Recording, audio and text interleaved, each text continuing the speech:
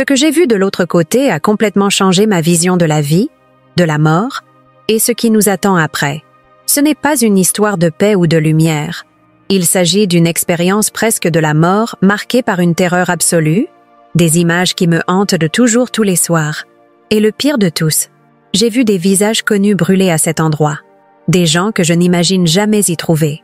Vous êtes-vous déjà demandé ce qui se passe dans les dernières secondes de votre vie? Y a-t-il même un tunnel de lumière, comme on dit, un paradis accueillant? Ou y a-t-il des lieux de souffrance, de punition, de douleur éternelle, où l'âme est traînée lorsqu'elle n'est pas prête? Je sais ce que tu devrais penser, que tout cela ressemble à une histoire inventée, un film. Mais que se passe-t-il si je vous dis que la douleur que je ressentais était réelle? Qu'est-ce que les cris que j'ai entendus semblaient vraiment, et que l'odeur du soufre et de la chair brûlée me poursuit quand je ferme les yeux? Ce n'était pas seulement une expérience surnaturelle. Ce fut un avertissement spirituel, une révélation inquiétante sur ce qui peut arriver lorsque nous franchissons la frontière entre ce monde et le voisin. Pendant mon EQM, je n'ai pas flotté sur mon corps. J'ai été jetée dans un abîme, un endroit où le temps n'existe pas, où la culpabilité prend forme et où chaque mémoire douloureuse prend vie. Et le plus effrayant, j'ai reconnu certains des visages qui y ont brûlé, les gens de ma vie, famille, connus, et ils m'ont regardé. Ils savaient qui j'étais. Ils m'ont crié pour moi. Ils ont demandé de l'aide. Ils ont plaidé que je n'ai pas fait les mêmes choix. C'est à ce moment que quelque chose en moi s'est cassé. Il n'y avait pas d'ange. Il n'y avait pas de lumière. Juste douleur.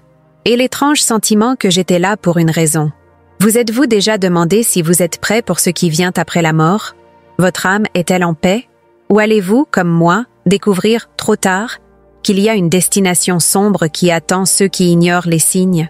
Cette expérience presque de la mort m'a fait tout remettre en question.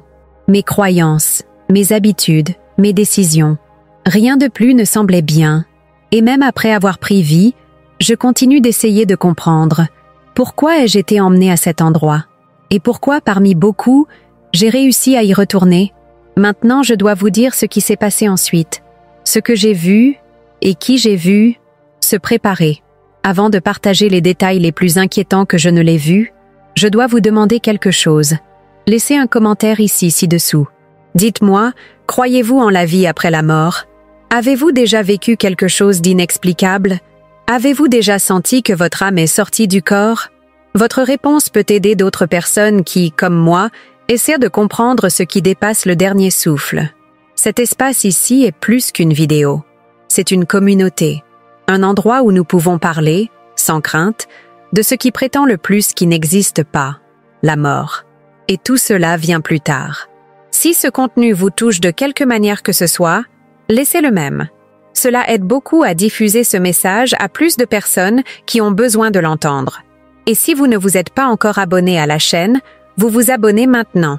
Ici, chaque semaine, j'apporte de vraies histoires, des rapports intenses et des expériences de mort presque qui remettent en question tout ce que nous savons sur l'existence.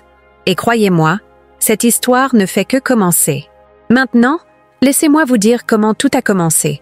Ma vie avant l'expérience était courante, au moins à la surface. Je n'étais pas exactement une mauvaise personne, mais, honnêtement, j'ai vécu dans l'automatique. Jours égaux, choix vides, pas de foi. Je croyais en moi et seulement. Dieu? Ciel? Enfer? Tout cela semblait à l'histoire de ceux qui ont peur de la fin. J'ai ri quand quelqu'un parlait d'âme, d'esprit ou d'éternité. Pour moi, mourir était la fin. Un point final. Rien de plus. Seulement j'avais tort. Si mal que je ne peux plus entendre ces mots sans ressentir un frisson. À l'époque, j'ai ignoré les signes. J'étais toujours fatiguée, stressée, vide à l'intérieur. Je pensais que c'était juste une routine, que tout le monde vivait comme ça. Mais maintenant, en regardant en arrière, je sais, mon âme criait déjà à l'aide. Je n'ai tout simplement pas entendu. Et c'est dans l'un de ces jours normaux que tout a changé. Ce qui semblait juste un autre matin comme les autres, c'est devenu le jour de ma mort. Mais avant de vous dire comment cela s'est produit et ce qui m'a conduit de l'autre côté, je veux savoir de vous. Pensez-vous que vous dormez spirituellement? Que vivez-vous mais sans vraiment vivre? Vous êtes-vous déjà demandé si ce que vous faites ici a un but? Commentaire. Dites-moi. J'ai tout lu. Et je vous promets, Ce que vous entendrez ci-dessous peut changer votre vision de la vie et ce qui vient après. La vérité est que, tout d'abord, j'étais quelqu'un comme beaucoup de gens que vous connaissez, ou peut-être comme vous. Quelqu'un qui se réveille tous les jours à la hâte, qui court, qui travaille, paie les mathématiques, se plaint de la vie, mais pas de penser une seconde à ce qui compte vraiment. Je n'étais pas une mauvaise personne, du moins pas comme le monde le définit. Je ne fais pas de Mac, il n'a blotti personne exprès. Mais cela n'a rien fait non plus pour personne. C'était indifférent. Et celui-ci, j'ai découvert plus tard, peut-être la pire façon de vivre. L'âme anesthésiée. À l'époque, j'ai dit que je ne croyais rien. Dieu, la vie après la mort, le paradis, l'enfer, les anges. Tout cela m'a semblé une invention créée pour réconforter qui a peur de la fin. Je pensais que la mort n'était que le silence éternel. S'éteindre. Obscurité. Fin. Et c'est pourquoi j'ai vécu comme si rien n'avait une conséquence. Comme si j'avais beaucoup de temps. Comme s'il n'y avait pas de responsabilité au-delà de cette vie. Je me suis moqué de ceux qui croyaient à la réincarnation, à l'esprit, au jugement spirituel. Et si quelqu'un me parlait d'une expérience presque de la mort, j'ai ri et j'ai dit « C'était le manque d'oxygène dans le cerveau, c'est tout ». Aujourd'hui, je me rends compte à quel point j'étais aveugle. À quel point mon cœur était dur. Mais à ce moment-là, je pensais que j'étais intelligent, rationnel, trop intelligent pour ces absurdités. Ma routine était prévisible. Je me suis réveillée fatiguée, j'ai fait une pause pressée, je me suis plaint de la circulation, j'ai travaillé sans âme, je suis rentrée chez moi et m'a coulée dans des distractions. C'était un téléphone portable. C'était la série, c'était de temps en temps. Parfois, j'ai passé des nuits entières à jouer ou à naviguer dans les réseaux sociaux sans même réaliser le temps de passer. Tout ne pense pas. Tout à ne pas ressentir, parce que profondément, au fond, il y avait un vide, et j'avais peur de faire face à ce vide. Il n'y avait pas de prière, il n'y avait aucun lien avec le divin, il n'y avait aucun but. J'ai vécu comme s'il était immortel, comme si rien ne pouvait me joindre. Et chaque fois que la vie m'a envoyé un signe, une perte, une peur, un moment de douleur, j'ai détourné les yeux. J'ai préféré prétendre que rien ne se passait, que tout était sous contrôle. Mais ce n'était pas le cas. Je n'ai pas remarqué, mais il y avait quelque chose qui me consommait à l'intérieur. Une fatigue existentielle, une douleur que je ne pouvais pas nommer. J'ai essayé de remplir de distractions, de sarcasme, d'une posture sceptique face à tout. J'ai dit que je ne croyais rien, mais au fond, je ne voulais tout simplement pas y faire face. Peut exister, oui, quelque chose de beaucoup plus grand, quelque chose que je me connaissais plus que moi, quelque chose que je m'appelle pendant des années et que j'ai insisté pour ignorer. Je me suis éloignée des gens qui ont parlé de foi. Je me dérangeais d'entendre quelqu'un dire que je ressentais Dieu, qui avait eu une rencontre spirituelle, qui avait vu des signes. Je me dérangeais parce que, au fond, je voulais aussi le ressentir. Mais j'avais peur. Peur d'admettre qu'il y avait quelque chose qui ne va pas avec moi. Peur d'être confrontée. Peur de regarder dans le miroir et de réaliser que je me perdais un peu plus chaque jour. Ma relation avec la spiritualité était nulle. Pas même ces simples questions d'enfance que j'ai fait plus. Y a-t-il une vie après la mort? Où vont les âmes quand nous mourrons? Est-ce que quelqu'un attend de l'autre côté? Ces problèmes semblaient appartenir à un passé lointain. Je les ai enterrés avec ma sensibilité.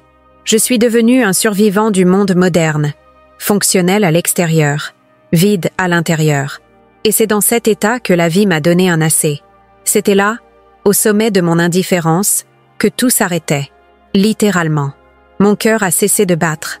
Et dans les premières secondes de ma mort clinique, j'ai découvert ce qui se passe lorsque nous vivons comme s'il n'allait jamais mourir. J'ai découvert ce qui est derrière le rideau. J'ai trouvé que ce vide que j'ai ignoré, c'était la passerelle vers un endroit que je n'ai jamais voulu connaître. Je n'ai pas été accueillie avec de la lumière. Il n'y avait pas de fleurs, pas de chansons douces. Ce qui m'attendait, c'était le feu, c'était l'obscurité, c'était de la douleur. Et au milieu de ce chaos, entre les flammes et les cris, j'ai vu des visages que je n'ai jamais imaginé y trouver. Visages familiaux, des gens qui, comme moi, vivaient également en pensant qu'ils savaient tout. Les gens qui peuvent avoir le temps de changer, mais ils n'ont pas changé. Vous vous demandez peut-être, est-ce vraiment réel? Et je te comprends. J'en douterais aussi, si j'écoutais quelqu'un. Mais quand vous sentez que votre propre âme est arrachée au corps, lorsque vous entendez votre propre nom et chuchoter entre les ombres, lorsque vous ressentez la présence du mal avec une force qui vous paralyse, il n'y a pas de place pour les théories, juste pour la vérité. Et la vérité fait mal.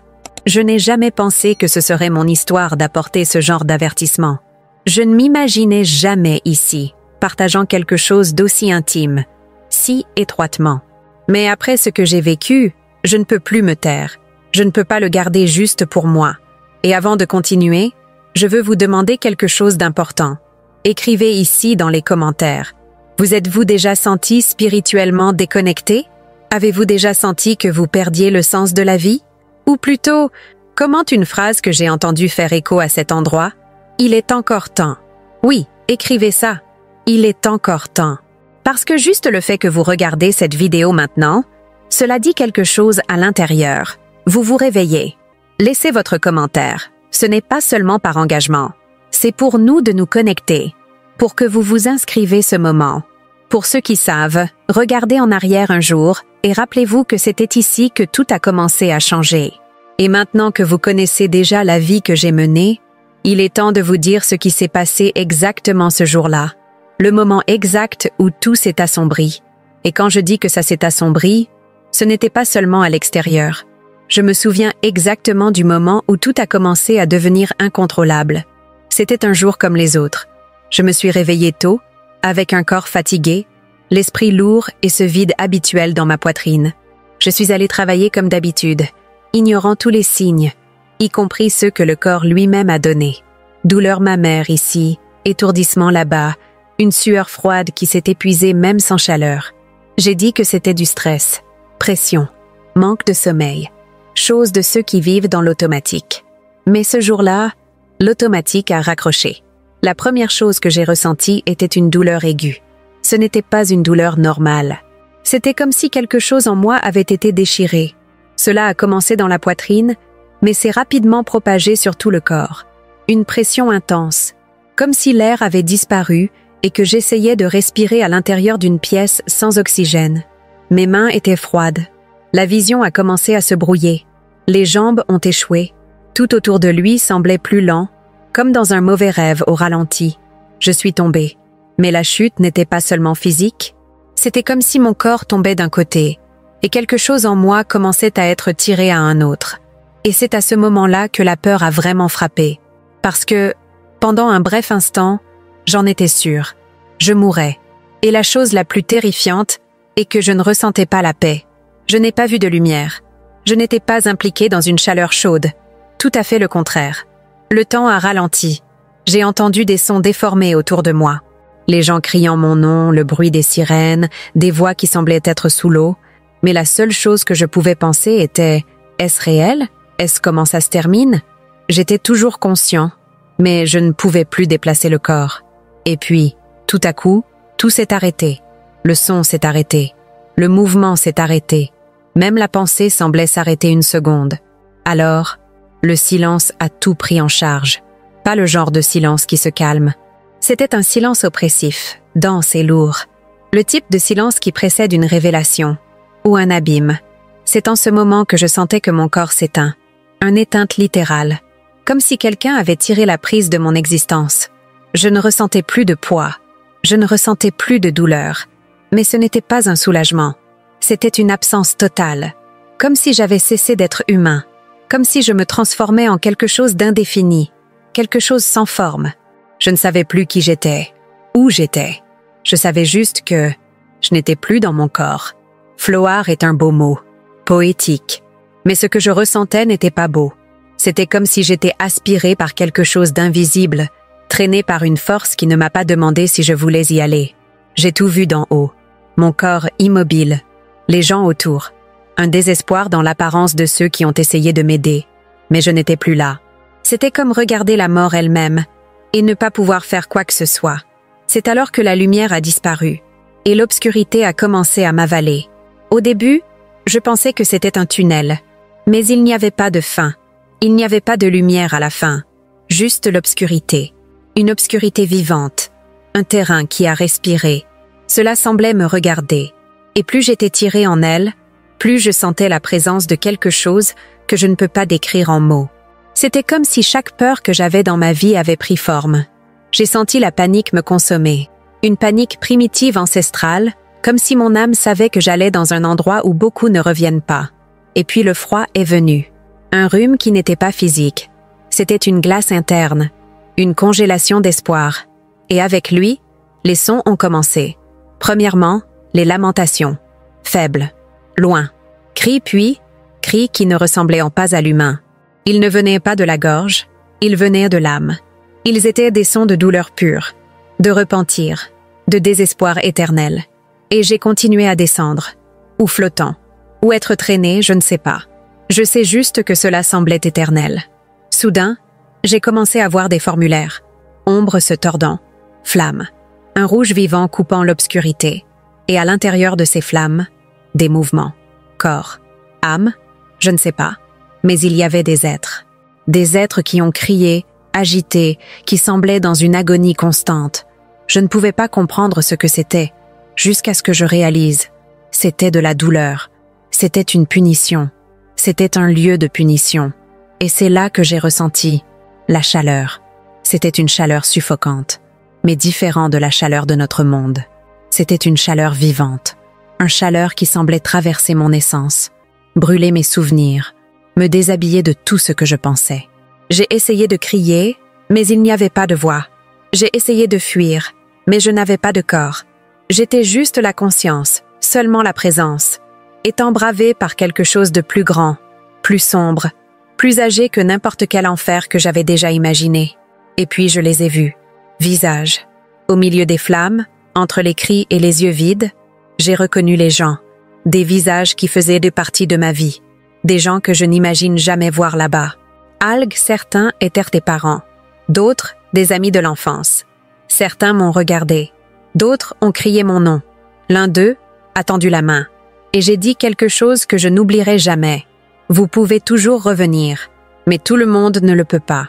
Et c'est à ce moment-là que quelque chose m'a ramené fort. Une déchirure, une douleur, une pression sur la poitrine. Et tout s'est passé. Mais avant de vous dire ce qui s'est passé quand je me suis réveillée, je dois vous demander quelque chose. Si vous êtes arrivé ici, c'est parce que quelque chose à l'intérieur que vous cherchez des réponses. Et je veux t'entendre. Écrivez ici dans les commentaires. Je crois en la vie après la mort. Ou si vous avez vécu quelque chose d'inexplicable. Écris. J'ai ressenti quelque chose comme. Peut-être que votre histoire inspire quelqu'un d'autre. Peut-être que quelqu'un a besoin de lire exactement ce que vous avez à dire. Et maintenant, respirez profondément. Parce que ce qui s'est passé quand je suis revenue, c'est encore plus dérangeant que ce que j'ai vu de l'autre côté. Je ne sais pas avec certitude quand tout a changé. Mais à un moment donné de l'automne, l'obscurité dense et silencieuse, le vide a commencé à prendre forme. Et ce qui était autrefois juste un pitch absolu a commencé à révéler un scénario qui n'aurait jamais pu être créé par l'imagination de quelqu'un encore vivant. L'obscurité a cédé la place à un paysage déformé, suffocant, logique, pas de temps. C'était comme être à l'intérieur d'un cauchemar qui a été répété en cycle, mais où chaque répétition était pire que la précédente. J'étais dans un endroit où l'air était dense, comme s'il était fait de fumée et de lamentation. Il y avait une brume rouge qui couvrait tout, et cette brume qu'elle avait l'air vivante, pulsait autour de moi. L'odeur, je ne pourrai jamais oublier l'odeur. C'était un mélange insupportable de soufre, de chair brûlée et quelque chose de plus, quelque chose qui semblait venir de l'intérieur de l'âme. Une odeur qui est entrée dans les narines, oui, mais s'est logée à l'intérieur de la poitrine, comme brûlée à l'intérieur, corrodant, s'étouffant. Et le son, Dieu du ciel, le son. Ce n'était pas seulement le bruit des flammes, c'était plus que ça. Ce sont des cris qui semblaient infinis, venant de toutes les directions. Cris de douleur, de désespoir, de colère. Et il y avait quelque chose dans les cris, comme si chacun portait une histoire interrompue, une faute jamais résolue, une confession jamais faite. J'ai regardé autour de moi en essayant de comprendre où c'était, en essayant de trouver un point de référence, mais tout bougea étrangement. Les formes semblaient déformées, comme si je regardais dans l'eau sale. J'ai vu d'énormes piliers qui se levaient et ont disparu dans une obscurité opaque au-dessus de moi. Les structures semblaient faites d'os, pas d'os humain, mais quelque chose de plus âgé, plus grotesque. Et il y avait des couloirs tortueux, des labyrinthes en pierre noire et un sol fissuré à partir duquel les braises et la vapeur chaude sont sorties. À chaque étape, où son beau-père pensait, car je n'avais pas de corps physique, l'environnement a répondu avec des sloops, des gémissements lointains, des fissures, comme si la réalité elle-même était brisée, fragmentée. J'ai réalisé que je n'étais pas seule. Les formes ont commencé à émerger de la brume et du feu. C'étaient des entités, des créatures qui ne ressemblaient pas à quoi que ce soit que j'ai vu auparavant. Grands, minces, avec des bras trop longs, des mains déformées, des yeux qui brillaient de haine et de vide. Certains ont rampé, d'autres traînaient sur les murs comme des insectes. Mais ce qui m'a le plus terrifiée, c'est le sentiment qu'ils ont transmis. Ils ne m'ont pas seulement regardé, ils m'ont senti, ils savaient qui j'étais. Ils m'ont reconnu, et j'avais l'impression qu'ils m'attendaient il y a longtemps. Ces entités ne parlaient pas avec des mots, mais j'ai entendu leurs intentions dans mon esprit, comme si chacun d'eux chuchotant un péché, un échec, un souvenir que j'ai essayé d'enterrer dans la vie terrestre. Ils m'ont exposé entier, sans jugement, mais avec plaisir, comme si ma honte et ma terreur étaient leur nourriture. Dans chaque cri qui résonnait à distance, je pouvais sentir un fragment de souffrance qui n'était pas le mien, mais en même temps. Comme si cette douleur collective appartenait à tous ceux qui étaient là. Et c'était la pire punition. La douleur partagée. Conscience de la souffrance éternelle, non pas comme une punition individuelle, mais dans le cadre d'un ensemble. Une chorale d'âmes perdues. C'est alors que j'ai commencé à voir les chiffres se torsion dans le feu. C'étaient des âmes, ou de ce qui lui restait, piégés dans un cycle continu de désespoir. Ils ont crié, pleuré, supplié le pardon. Certains battent de leur propre visage, comme s'ils voulaient s'effacer. D'autres traînaient sur leurs genoux sanglants par des chemins qui ne conduisaient à rien. La douleur n'y avait pas seulement physique, c'était spirituel, psychologique, existentiel. J'avais l'impression que le temps lui-même avait été déchiré à partir de là. Il n'y avait pas de passe, pas d'avenir, seulement le maintenant. Et celui-ci était maintenant éternel. Et puis, au milieu de ce chaos suffocant, mes yeux se sont croisés avec quelque chose qui m'a paralysée. Au milieu des âmes tourmentées, j'ai reconnu les visages. Pas un, plusieurs. Certains étaient vaguement familiers, des gens qui ont traversé ma vie brièvement. Un voisin d'enfance, un ancien camarade de classe, un employé d'un marché auquel j'ai assisté. Mais Ross, d'autres étaient plus intimes. Un oncle éloigné décédé dans un accident de voiture. Un ami avec qui j'avais perdu le contact. Et le pire de tous, une personne dans ma famille. Au moment où je l'ai reconnu, il m'a aussi vu. Et c'était comme si le temps, qui jusque-là n'existait pas, gèle autour de nous. Ses yeux brûlaient de douleur, mais aussi de honte. Il ouvrit la bouche, mais aucun son n'est sorti. Pourtant, j'ai entendu dans mon esprit une phrase qui résonnait comme le tonnerre. « Tu as encore une chance. Sortez d'ici. Ne restez pas. » Je voulais parler. Je voulais demander ce qu'il faisait là-bas. Je voulais savoir pourquoi il était à cet endroit. J'ai toujours pensé qu'il était une bonne personne. C'était en paix. Mais je ne pouvais pas. Parce qu'à ce moment, une autre entité s'est approchée. Plus gros. Beaucoup plus grand. Elle n'avait pas de visage. C'était comme une masse de fumée et de flammes, avec des yeux brillants qui semblaient contenir toute la nuit à l'intérieur. Elle m'a regardé, et j'ai compris. J'ai compris que je n'étais pas seulement là en tant que visiteur. J'étais essayé, mesuré, évalué. Et ce que cette entité ressentait de moi, c'était de la frustration. C'était comme si j'étais gaspillé quelque chose de très précieux. Comme si ma vie avait été un cadeau gaspillé. Et je savais, sans que personne ne me dise, j'étais à un pas, une seule étape, un choix, une fraction de seconde. Mais avant d'être complètement consommé par cet environnement, quelque chose en moi a allumé. Une mémoire, une demande que j'ai faite un jour, enfant, quand j'avais peur. Je me souvenais chuchoter « Dieu, si tu es là, protège-moi ». Et à ce moment, au milieu des cris et du feu, cette phrase me venait à l'esprit comme une étincelle. Faible, mais vivant. Et puis tout a tremblé. Les entités se sont retirées. La brume semblait tourner. Les flammes ont perdu leur couleur. L'ensemble du scénario a commencé à annuler comme de la fumée dans le vent. Et j'ai ressenti un remorqueur. Pas physique, mais si puissant que ma conscience a été déchirée à partir de là avec une vitesse absurde. Tout s'est tourné. Les voix étaient confuses. Et puis, sombre à nouveau, mais différent du premier noir. Celui-ci semblait cacher quelque chose de différent, un nouveau chemin. Je voulais dire que tout ce que j'ai vu dans cet endroit sombre était abstrait, symbolique ou le résultat d'une sorte de délire. Mais ce n'était pas le cas. C'était réel. Réel à un niveau qui remet en question toute logique humaine. Réel dans un sens spirituel, viscéral et absolu. Et si jusqu'à présent, je me sentais comme un étranger perdu au milieu d'un cauchemar des autres, tout a changé au moment où j'ai reconnu les premières personnes. C'était comme si le temps, l'espace et toute cette atmosphère démoniaque s'arrêtaient juste une seconde, juste pour me montrer ce qui devait être vu. Ce n'était pas une coïncidence. C'était un but. Ces visages étaient là pour une raison. Pour moi.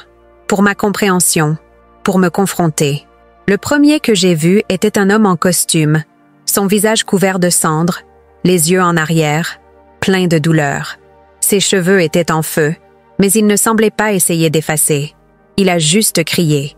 Un cri qui est venu de l'intérieur de l'âme, suppliant la miséricorde. Et puis je savais qui c'était. C'était mon ancien patron. Un homme respecté, admiré par beaucoup. Je l'ai toujours trouvé un peu froid, mais je n'imagine jamais que son destin spirituel s'arrêterait là. Il m'a vu, il me regarda droit dans les yeux, et il n'y avait pas de fierté, pas de colère, pas superbe. Il y avait de la peur, il y avait honte. Il a essayé de parler, mais sa bouche se tord comme si chaque mot était un effort au-delà du support. Il leva une main, comme s'il voulait m'empêcher de continuer. Je n'ai entendu aucun son, mais j'ai compris. Ne suivez pas mon chemin. Ces mots n'ont pas quitté sa bouche. Ils sont sortis du désespoir dans les yeux. J'ai continué à flotter, ou à être conduit, de cet endroit où tout faisait mal, tout se criait, tout brûlait. Et c'est alors que j'ai vu quelqu'un qui est parti il y a plusieurs années, un ami d'enfance. Nous avons grandi ensemble. Nous avons joué au ballon dans la rue. Nous avons rêvé de parcourir le monde. Il est décédé tôt dans des circonstances étranges. Ils ont dit que c'était une surdose. Je n'ai jamais su avec certitude. Et maintenant, il était assis par terre, ses mains couvrant ses oreilles, comme s'il essayait de crier de l'intérieur et de l'extérieur. Il marmonna sans arrêt, comme une répétition obsessionnelle. « Je ne savais pas, je ne savais pas, je ne savais pas. » Et même dans cet état, il m'a vu. Il ne s'est pas levé. Il n'a pas crié. Je viens de chuchoter. « Tu as encore le temps. Sors ici. » C'était comme si cet endroit avait non seulement causé de la douleur, il avait détruit l'espoir, consommé la foi. Il a couru derrière ce qui restait de l'humanité dans chaque âme présente là-bas. Mais le plus dur était encore à venir. Au milieu d'une foule d'ombres enflammées, de formes humaines déformées et d'entités grotesques qui traînaient entre les cris, j'ai vu ma tante, celui qui est allé à l'église tous les dimanches, celui qui avait toujours une Bible sur la table de chevet, celui qui a parlé du paradis, de l'enfer, du repentir. Je ne pouvais pas comprendre. Qu'a-t-elle fait là-bas? Elle me regarda avec des yeux qui ne semblaient plus être les siens. Mais il y avait donc un reste de qui elle était un jour. Ses mains étaient ensemble, comme s'il essayait de prier. Mais les flammes ont consommé ses bras. Elle tremblait, cria et pleurait avec une douleur qui n'était pas seulement la souffrance physique. C'était une douleur existentielle. Elle savait où elle était. Et je savais que ça ne partirait plus. J'ai approché, même sans comprendre comment. Et puis elle a dit, sa voix se coupe comme un couteau. La religion n'a pas sauvé mon cœur. Et mon cœur était pourri. Elle a pleuré plus fort. Ne répétez pas mon erreur. Il y a encore du temps pour vous. Il est encore temps. À ce moment, j'ai senti quelque chose en moi se briser. L'image que j'avais d'elle a été détruite là-bas. Et non pour le mal, mais pour la vérité. J'ai réalisé que ce n'était pas une apparence spirituelle. Il ne s'agissait pas d'aller à l'église, de dire Amen ou de répéter des phrases décorées. Il s'agissait d'une vraie transformation, sur la vérité intérieure, sur les choix faits en silence, quand personne ne cherche. Et ça ne s'est pas arrêté là. Une dernière figure m'a marqué profondément. C'était un homme âgé avec un visage bien connu mais pas intime. Un politicien dans ma ville. Je l'ai toujours vu en photo, en plein air, dans des discours. Cela ressemblait à une personne de respect. Mais maintenant, là-bas, il était en ruine. Son corps était fait de charbon. Il traînait avec difficulté, comme si chaque centimètre de sol touchait son énergie. Et il n'a pas crié. Il n'a pas demandé d'aide. Il a répété des chiffres, nombres et noms. Des milliers. J'ai menti. J'ai pris, détruit les familles. Chaque phrase était un coup. Chaque nom qu'il a prononcé semblait peser sur son corps en feu comme des pierres. Et il m'a regardé, sans colère, sans arrogance, avec la froideur de la conscience éternelle. La justice ici est différente. Ici, il n'y a aucun moyen de s'échapper. C'était là, parmi ces âmes qui étaient autrefois la chair, le visage, le nom, la famille et l'influence, que j'ai réalisé ce qu'était vraiment cet endroit. Un reflet de l'âme nue. Pas de statut, pas de renommée, sans apparence. Seulement l'essence. Et l'essence que j'ai vue a été condamnée. Et en même temps, il y avait quelque chose de plus effrayant. Je pouvais ressentir le risque de faire partie de cela. Comme si je prenais un certain temps, je ne pouvais pas partir. Comme si la chaleur fusionnait dans mon énergie. Comme si les cris commençaient à devenir les miens. Je ne savais plus à quel point de moi était moi. Je ne savais plus si j'avais encore du corps, du temps, du choix. Mais alors, une voix est apparue, une présence différente. Quelque chose que je ne pouvais pas voir, mais je me sentais. Fort, imposant, vivant. Et elle a dit une seule phrase, comme un écho qui a été répété tout au long de cet abîme. Vous avez été avertis, mais vous pouvez toujours revenir en arrière. Et tout a commencé à changer. C'est là, exactement là, au centre de cette réalité insupportable, que tout a commencé à trembler, non pas comme un tremblement de terre physique, mais comme un effondrement intérieur. L'espace autour de moi, si je peux l'appeler de l'espace, a commencé à vibrer d'une manière qui m'a fait réaliser que quelque chose de plus grand allait se produire. C'était comme si une présence traversait les règles de cet endroit, envahissant la maîtrise de l'obscurité sans demander la permission. Et pour la première fois depuis que je suis arrivée dans cet abîme, j'ai ressenti quelque chose de différent de la peur. L'autorité. Au début, c'était juste un son subtil, une fréquence. Ce n'était pas une voix, pas de bruit. C'était une vibration qui m'a passé comme si chaque partie de mon essence le reconnaissait. Une présence qui ne criait pas, mais se tait-toi. Cela n'avait pas besoin de s'imposer, car son existence était suffisante. Et puis, parmi les cris qui ont rempli cet enfer, parmi les flammes qui rugissaient sans trêve, le silence est revenu. Mais cette fois, ce n'est pas le silence oppressif qui m'a accueilli dans ce monde. C'était un silence différent. Un silence qui portait la paix et le but, comme si l'univers retenait son souffle pendant un moment. Et c'est à ce moment que j'ai réalisé, je n'étais plus seule. La présence a grandi autour de moi. Incroyables les entités. Ils se sont retirés, certains ont gagné la haine, d'autres ont rétréci comme des ombres brûlées par une lumière qu'ils ne pouvaient pas supporter.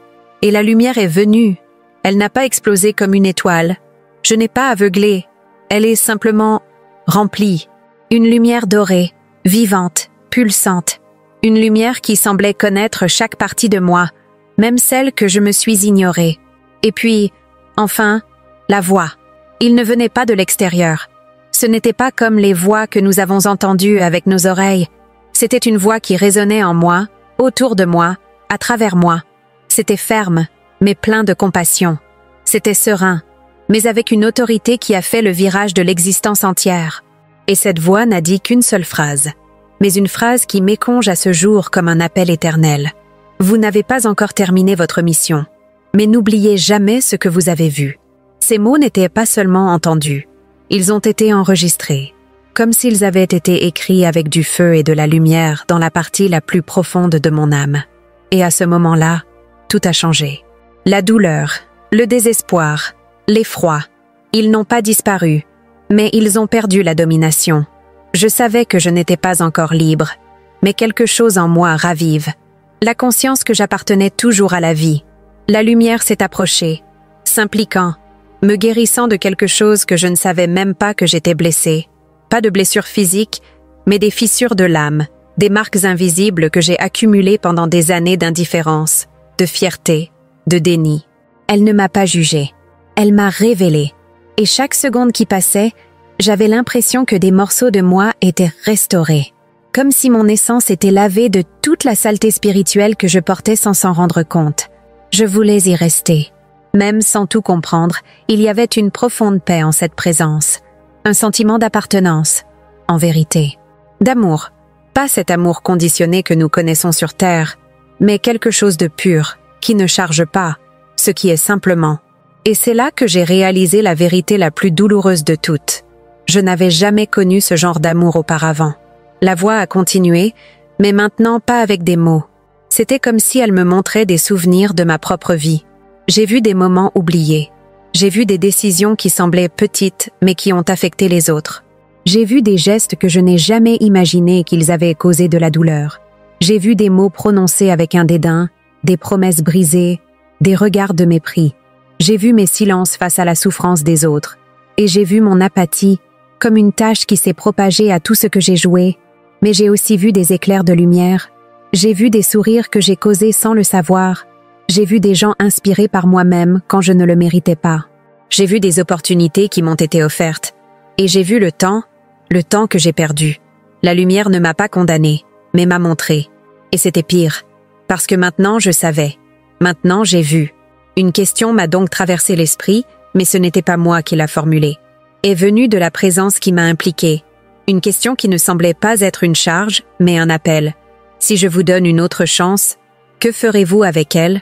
Je n'ai pas répondu. Il n'y avait pas de réponse certaine. Juste un sentiment qui a grandi en moi, mélangé à la honte, à la gratitude et à une nouvelle responsabilité. Je voulais revenir en arrière, mais pas par peur. Je voulais revenir en arrière parce que, pour la première fois, j'ai compris que la vie a un poids qui va au-delà de la matière, que chaque choix, chaque mot, chaque omission a des conséquences spirituelles qui résonnent au-delà de la mort, que vivre est bien plus que d'exister.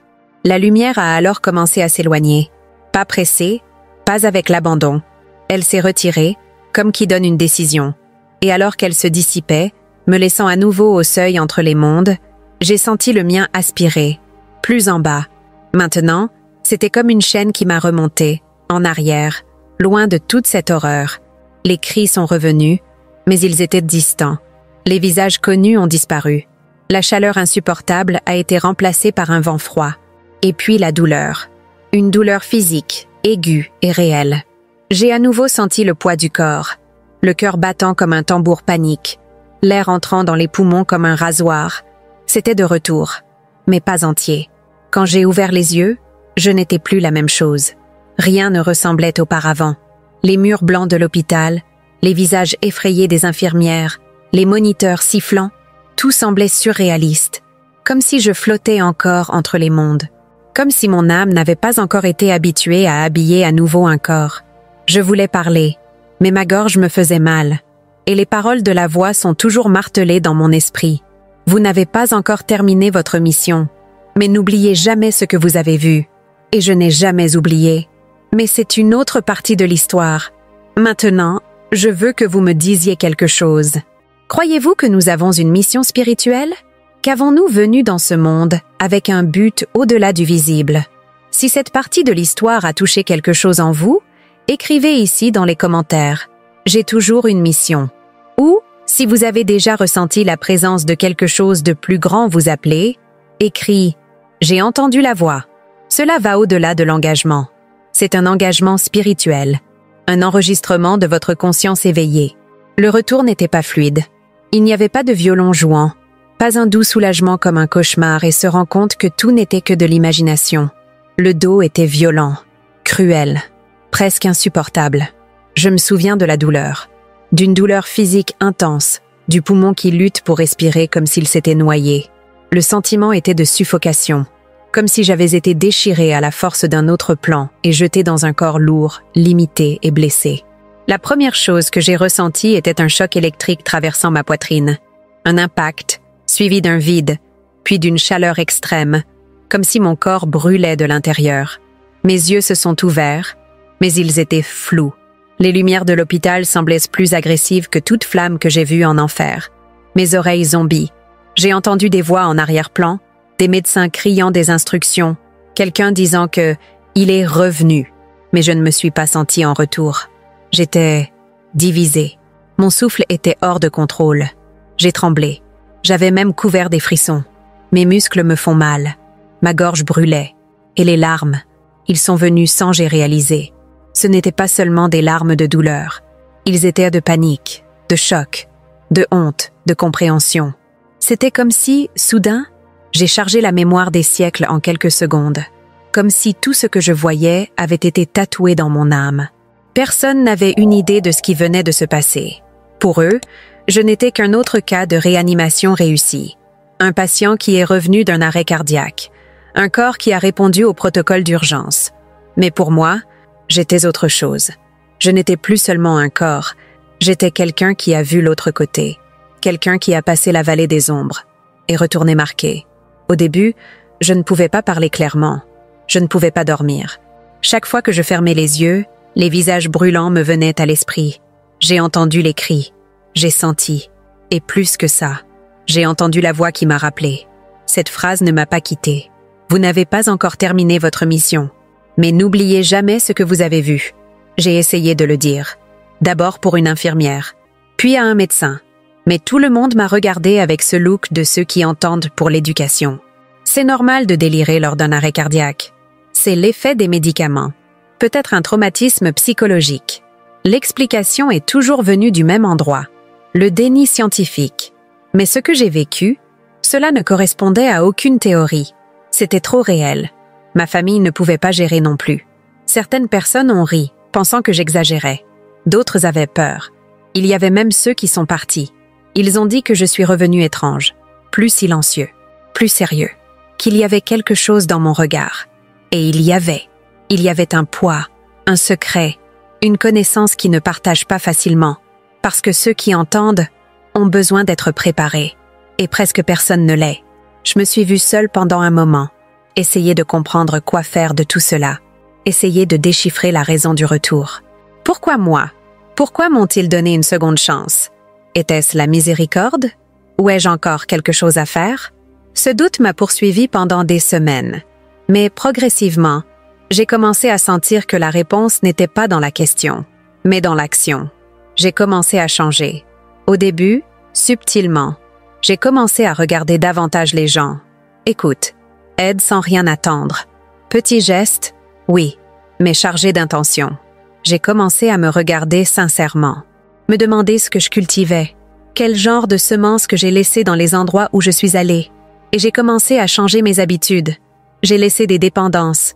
J'ai arrêté de m'entourer de distractions vides. Je suis retournée prier. J'ai repris avec Dieu, ou avec la présence qui m'a sauvée. Et pour la première fois, ces prières n'étaient pas automatiques. Ils étaient sincères, douloureux, parfois, mais vrais. J'ai commencé à étudier davantage sur la spiritualité, sur presque les expériences de mort, sur ce que différentes cultures et religions disent sur l'enfer, le paradis et ce qui existe entre eux. J'ai trouvé que beaucoup de gens vivaient quelque chose de similaire. Et cela a presque tous fait face au même défi, la solitude du retour. Parce qu'après avoir vu ce qui est de l'autre côté, il est impossible de vivre comme si vous ne l'avez pas vu. Il est impossible de revenir à la normale. Mais la plus grande transformation n'était pas externe. C'était interne. La façon dont je vois le temps, les gens, les mots, tout a changé. Aujourd'hui, je connais chaque deuxième compte. Qu'aucune conversation n'est pour rien. Qu'aucun geste n'est trop petit. Parce que maintenant je comprends. La vie est le terrain où l'éternité est semée. Et je ne pouvais pas le garder juste pour moi. Pas après ce que j'ai vécu. Pas après tout cela m'a été montré. J'ai donc décidé de commencer à partager. J'ai commencé à écrire.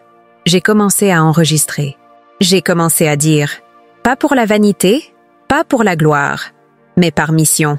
Parce que si cette histoire atteint quelqu'un qui vit encore en automatique, vide, fierté, et éveillant cette personne, donc cela en vaudra la peine. Et même par peur du jugement, je continue de compter. Parce que j'ai promis, moi-même, et à cette voix, n'oubliez jamais ce que vous avez vu. Et je n'oublie pas. Chaque conte que je partage, chaque vidéo que j'enregistre, est un moyen de garder la mémoire en vie et de réaliser ce que, d'une manière ou d'une autre, j'ai été envoyé à faire. Maintenant, je veux vous connaître. Avez-vous déjà senti que vous êtes revenu de quelque chose qui n'aurait pas dû partir en vie? Croyez-vous que nous avons tous une mission spirituelle cachée derrière la routine? Depuis mon retour, un poids constant repose sur mes épaules. Ce n'est pas un poids de douleur, mais de conscience. Le sentiment que maintenant je sais trop pour prétendre que rien ne s'est passé. que je suis revenu marqué par quelque chose que vous ne pouvez pas effacer. Autant que le temps passe, peu importe combien j'essaie de passer à autre chose.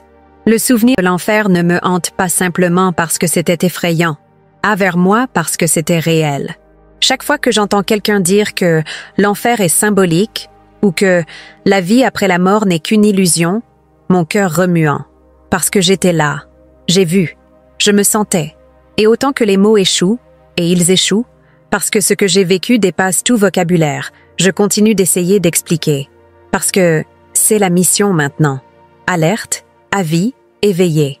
Peu importe le nombre de livres sur la spiritualité que je lis, le nombre de vidéos que je regarde, ou combien de théories sont formulées par des érudits de conscience, des neuroscientifiques ou des religieux, aucun d'entre eux ne capture jamais l'ampleur de ce que j'ai été témoin entre le dernier soupir de la chair et le premier retour au corps.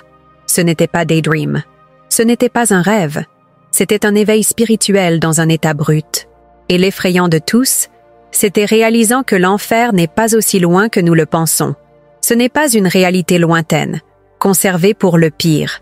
Cela commence ici, construit progressivement, brique par brique, décision par décision, indifférence à l'indifférence. L'enfer est une construction, et la plupart d'entre nous lancent les fondations avec leurs propres actes sans s'en rendre compte. Beaucoup de ces personnes que j'ai vues n'étaient pas mal dans le sens où nous avions l'habitude de définir le mal. Ce n'étaient pas des tueurs, des violeurs ou des monstres. Ils étaient normaux, gens ordinaires, comme moi, comme toi, les gens qui vivèrent pour eux-mêmes, qui a ignoré l'autre, qui a nourri l'ego, la fierté, la vanité, qui est passé de la foi des autres, qui a répété des prières avec sa bouche et son mal avec son cœur. Les gens qui pensaient avoir été sauvés pour avoir assisté à un temple disant « Amen » car cela semble spirituel, mais à l'intérieur, vide, sombre, tué dans la vie. Et maintenant que je suis ici, respirant à nouveau, je regarde autour de moi et je vois ce monde avec d'autres yeux. Je vois comment nous sommes distraits, au fur et à mesure que nous courons après tout, mais cela compte vraiment. Nous sommes des maîtres pour éviter le silence, pour échapper au miroir de l'âme. Nous avons passé toute la journée à connecter, mais la connexion qui sauverait vraiment notre existence, nous ignorons. La connexion avec ce qui est éternel, avec ce que vous attendez plus tard. Parce que, oui, quelque chose nous attend. Et c'est pourquoi je continue de parler. C'est pourquoi je suis ici, maintenant. Ouvrir mon âme à vous, même sachant que beaucoup riront, doutera, l'ignorera. Je parle à ceux qui, comme moi, sont sur le bord. Pour ceux qui ont déjà senti qu'il y avait quelque chose de mal, même sans savoir comment expliquer. Pour ceux qui se réveillent au milieu de la nuit avec un vide étrange. Pour ceux qui essaient de se remplir de tout et restent vides.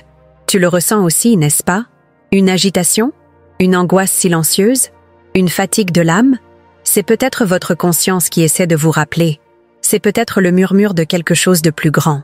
Ou c'est peut-être le premier avertissement avant de s'effondrer. L'enfer est réel. Et peut-être que qui vous imaginez le moins s'y marche, sans le savoir. Peut-être quelqu'un que vous aimez profondément.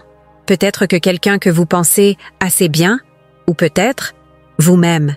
Et si ce message vous est venu, ce n'est pas une coïncidence. Rien n'est par hasard. C'est peut-être la réponse d'une prière faite en silence. C'est peut-être la poussée dont vous avez besoin de repenser votre façon de vivre. C'est peut-être un avertissement ou un appel. Je ne sais pas. Mais je sais une chose. Tu as encore le temps de changer, temps de pardonner. Il est temps de demander pardon. Il est temps de recommencer. La vie que vous avez maintenant est un cadeau. Mais c'est aussi une responsabilité. Un champ où vous planifiez ce qui récoltera de l'autre côté. Chaque de votre attitude construit ou détruit le pont qui vous lie à l'éternité. Et l'éternité ne pardonne pas les choix faits avec négligence. Mais si je revenais, c'est parce qu'il y a encore des chances. Il y a encore de la miséricorde. Il y a encore des portes ouvertes. Il y a encore de l'amour de l'autre côté qui vous attend. Mais n'attendez pas que la mort frappe à la porte pour le découvrir. Vous n'avez pas à mourir pour vous réveiller. Vous avez juste besoin d'écouter. Écoutez avec le cœur. Écoutez avec l'âme. Écoutez avec la vérité. Et maintenant, après tout ce que vous avez entendu, je vous demande quelque chose. Pas pour moi, mais pour toi. Si cela vous a ému, commente ici « Je me suis réveillé » ou si vous sentez que vous êtes dans un processus de transformation, écris « Je veux changer ». Et si vous avez vu des signes, vous avez ressenti la présence de quelque chose de plus grand vous appeler. Commentaire « Je sais qu'il m'a appelé ». Ces mots ne sont pas seulement pour moi, ils sont pour vous, pour enregistrer l'instant, pour sceller cette décision, pour vous rappeler que vous avez entendu et répondu. Et encore une chose, partagez cette vidéo, envoyez à quelqu'un que vous aimez, quelqu'un qui peut être automatique, dans l'obscurité, sans s'en rendre compte. C'est peut-être cette vidéo qui ouvrira les yeux de cette personne, c'est peut-être sa chance. Parce que parfois tout ce qui sépare une âme de l'enfer, c'est quelqu'un qui décide de dire ce qu'il a vu là-bas. Si Dieu vous a parlé dans cette vidéo, abonnez-vous à la chaîne maintenant. N'ignorez pas cette touche dans l'âme. C'est peut-être le début de quelque chose que vous n'imaginez même pas encore. Et si vous êtes arrivé jusqu'à la fin de cette histoire, commentez ci-dessous. Dieu m'a révélé quelque chose. C'est plus qu'une phrase. C'est un témoignage. C'est votre dossier spirituel. Laissez votre semblable, car cela fait que ce message atteint plus de gens. Et il ne sort pas encore. La prochaine vidéo à l'écran peut être la continuation de la réponse que vous recherchez. Cliquez et continuez à écouter ce que Dieu a pour vous montrer.